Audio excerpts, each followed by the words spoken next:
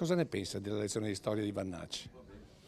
Ma guardi, mi hanno detto che sta scritto, non so cosa abbia scritto, però posso dire qual è la mia idea. La mia idea è che le leggi razziali sono il periodo più buio della storia della Repubblica Italiana e le leggi razziali hanno permesso, purtroppo amplificato questo rastrellamento programmato di ebrei, di zingari, di disabili, di gay, di omosessuali portati nei campi di concentramento e terribilmente ammazzati. Quindi io non ho nulla da fare di revisionismo storico, dico semplicemente è una ferita, diciamo, dell'umanità e purtroppo noi assieme a qualche altro paese, penso alla Germania, con Hitler siamo stati tra gli artefici di questa schifosissima pagina di storia. Però dice sostanzialmente che Mussolini è stato eletto democraticamente.